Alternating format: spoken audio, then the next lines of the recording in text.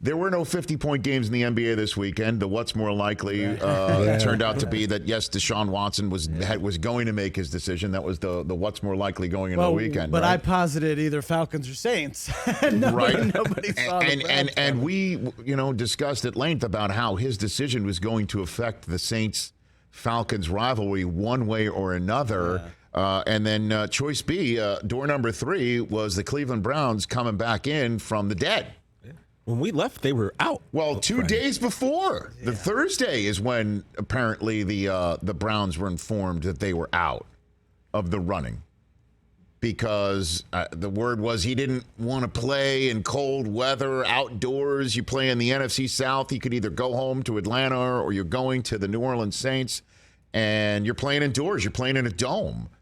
And at some point, Brady will retire, and now you'll be the king of the NFC South roost, and that was apparently his choice. And then the Browns came in and raised their hands and say, how does $230 million all guaranteed dollars sound to you? Where do I sign? And suddenly Cleveland in December, looks like Southern California in name a month, name a day. It looks beautiful. It's sunny in 72. It's always sunny in Cleveland, all of a sudden. $230 million guaranteed dollars. I mean, Kirk Cousins is even looking at that saying, damn. You like that? He's even jealous of that. Very few contracts Kirk Cousins could be jealous of. Like, wow, you're getting all of that in one contract guaranteed. I had to, stagger that through a couple of franchise tags and a couple of contracts. If there was only something to truly laugh about. I will always shoot you straight on this program. And maybe I'm naive. Take the maybe out. I'm naive. In this world where you can't be anything but skeptical and a cynic.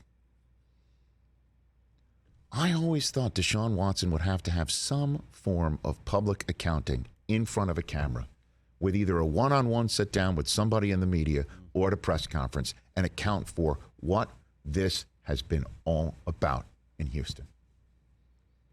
The 22 civil cases, the 22 different women saying so many awful things about a guy who had nothing but a sterling reputation prior to all of that. And I loved the kid coming in. I loved the kid anytime I spoke to him. Anytime. And you couldn't help but, I covered a game in London for the Texans. I got to meet him sitting there in front of, at the end of the desk with the whole broadcast team. And when he leaves, it's like, that's a dream come true. Kid couldn't have been nicer, more down to earth, self-effacing, humble, and stupendous on the field. That was the game after he took a finger in the eye and one-eyed shut, beat the Raiders with a touchdown pass. Yep. Remember that? Yep. We were talking about that with him. His eye was still kind of bruised a little bit from the finger in the eye, and so you could have just bowled me over that he had 22 women saying all of these things about him, and he could be sitting here and his team could be sitting here seeing this right now, listening to this right now, watching it later, and saying it's all untrue. The question is how do I know? How do I know? And how do the Browns know? They said they did all of their due diligence. They did all of their due diligence. Jimmy Haslam, the owner of the, is the foot that went in his eye. Is that all of these things that happened, that Jimmy Haslam and his wife put out a statement and saying that they have looked him in the eye and they met him and they feel comfortable with him. Humble, sincere, and candid is what they called him. And they admitted that our team's comprehensive evaluation process was of utmost importance due to the sensitive nature of his situation, and that there are still some legal proceedings ongoing, and that they're acutely aware and empathetic to the highly personal sentiments expressed about this decision by Browns fans. I thought he would have to at least clear all that, not just his legal problems, not just his criminal charges, that, again, there was no bill that came in, and that doesn't mean he's innocent either. Again, I just thought he would have to do it, and the Browns have not asked him to do it. He is not out there. We just have to take the Browns' word for it. And at some point, he's going to have to get out there. And there's just one question I have, this one question I have for Deshaun Watson that I'm eager to hear the answer to. If he comes on the show, I would ask it to him. And instead, in lieu of that, because I won't be at whatever press conference he's introduced to the Cleveland media at, whenever that happens, I hope somebody asks him that.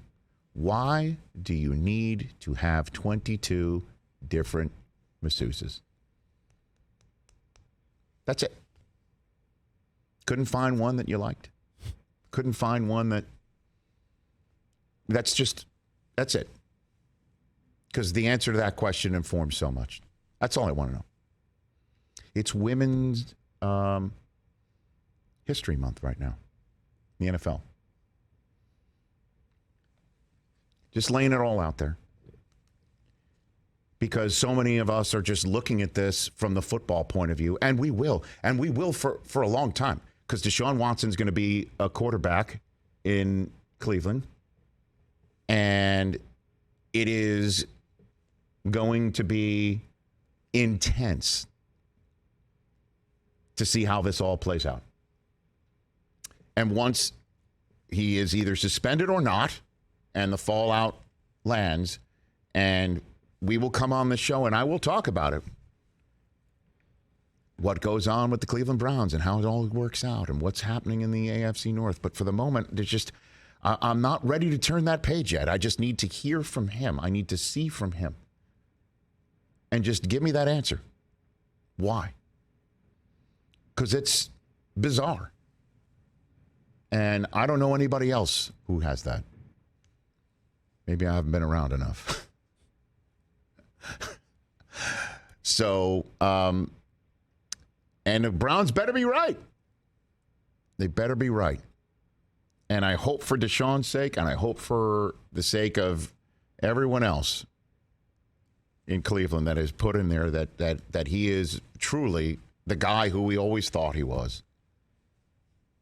Because that's a lot of draft capital to be spending on one single player and paying him $230 million guaranteed dollars. Hey, you watched all the way to the end. Thanks for that. Watch more right here.